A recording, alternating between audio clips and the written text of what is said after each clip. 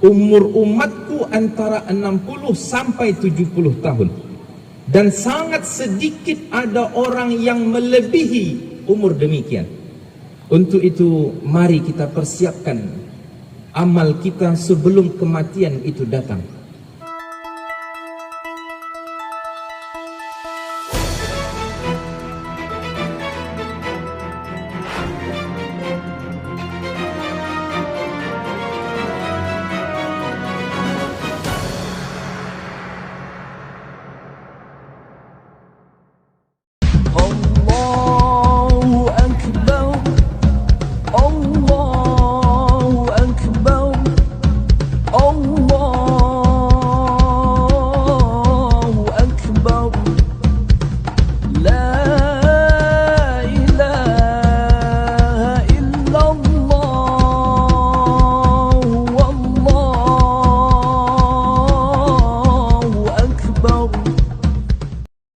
Pelaksanaan Salat Idul Fitri 1443 Hijriah, 2022 Masehi di lapangan Ombilin Kota Sawah Lunto berjalan lancar dan hikmat.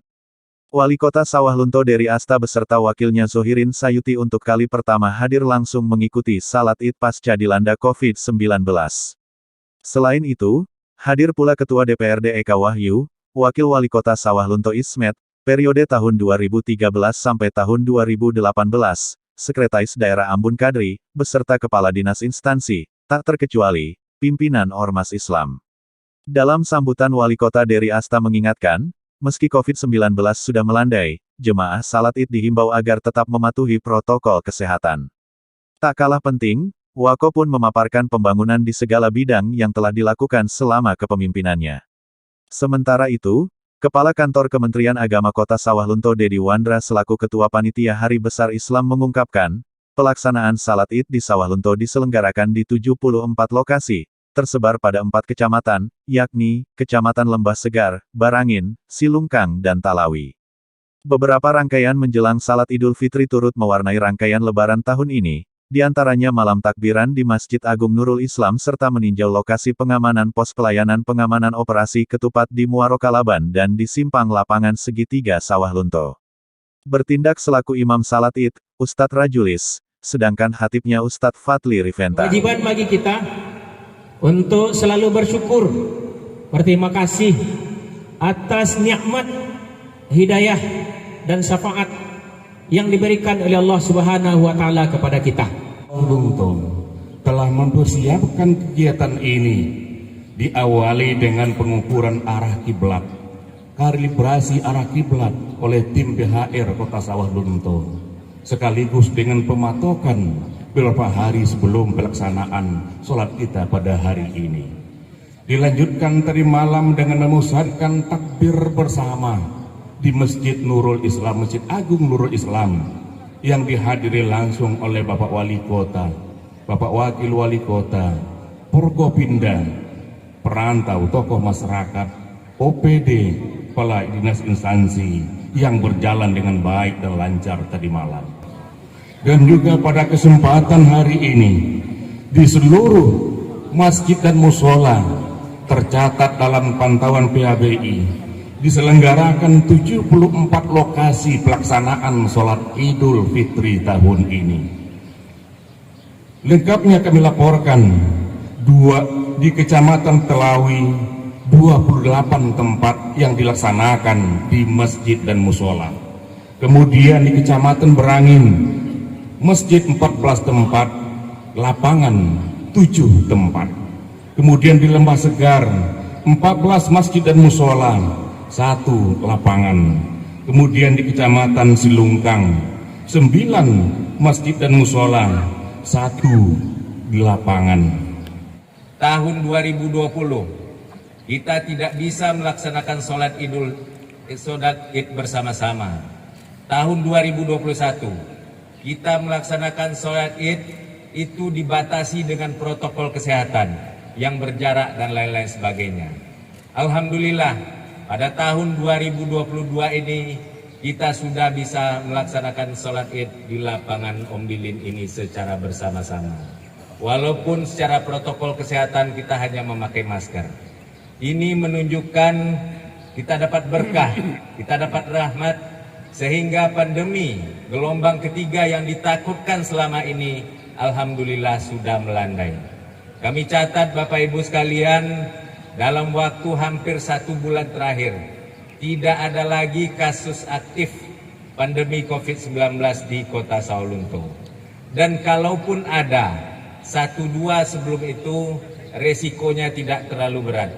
Ini karena ikhtiar dan usaha kita bersama, sehingga masyarakat Sawalunto sudah imun terhadap COVID-19. Kemudian pada rakaat yang kedua, setelah kita setelah kita bangkit dari sujud, kita kembali lagi takbir sebanyak 5 kali. Jadi setelah kita dari sujud Allahu Akbar, itu belum jadi hitungan.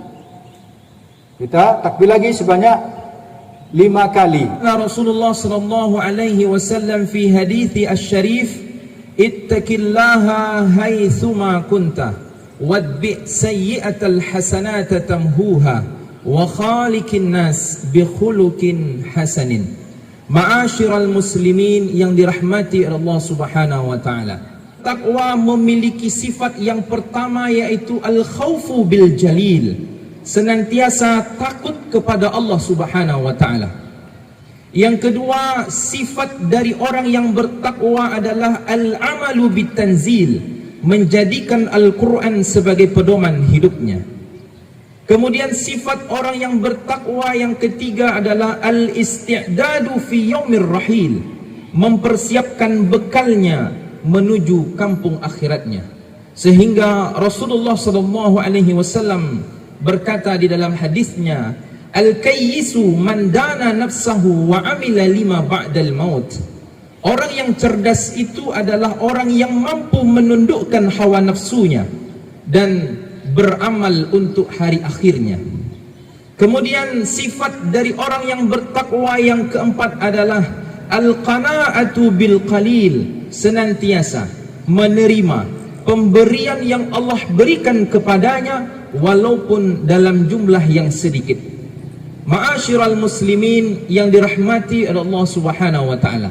Ramadan telah berlalu. Ramadan telah meninggalkan kita.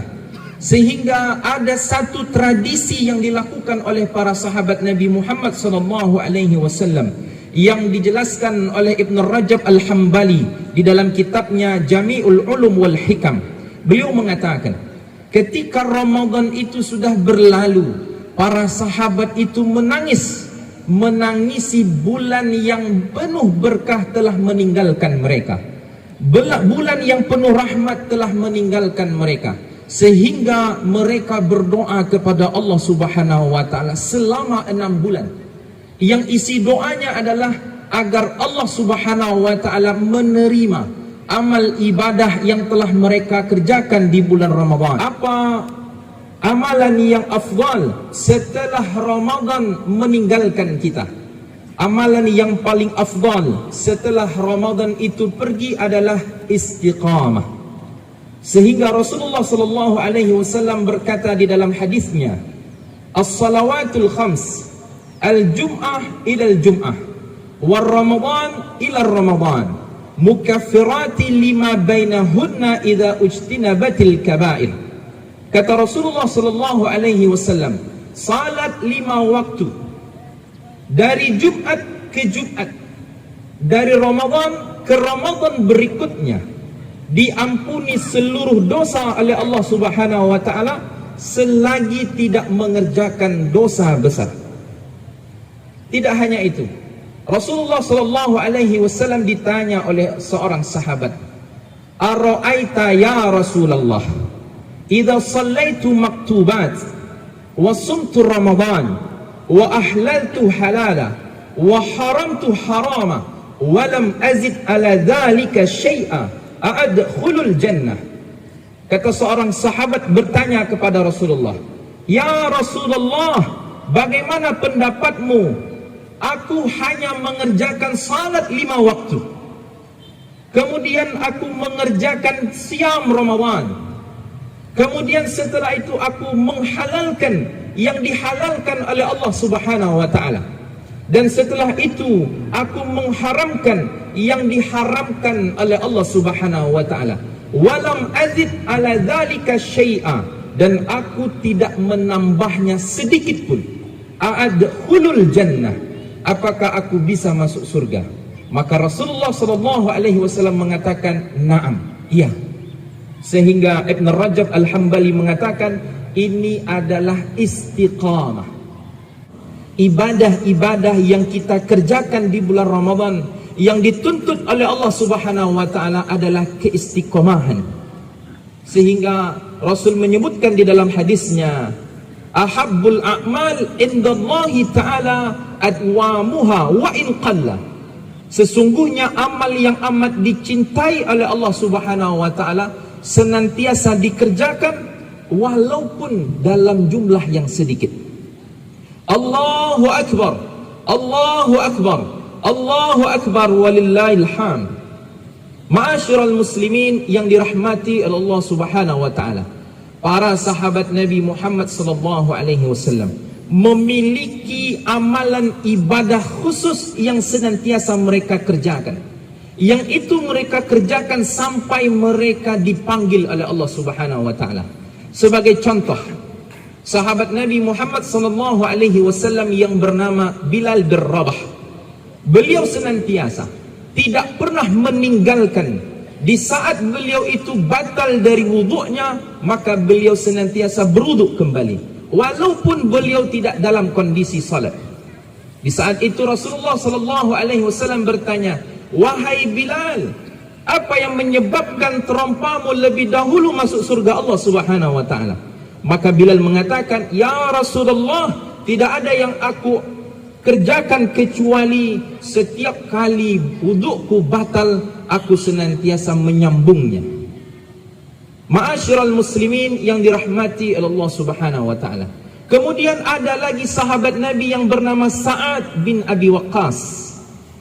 Setiap kali beliau mengangkat tangannya seraya berdoa kepada Allah, pasti Allah kabulkan. Sehingga para sahabat bertanya, "Wahai Sa'ad, amalan apa yang menyebabkan doamu senantiasa dikabulkan oleh Allah?"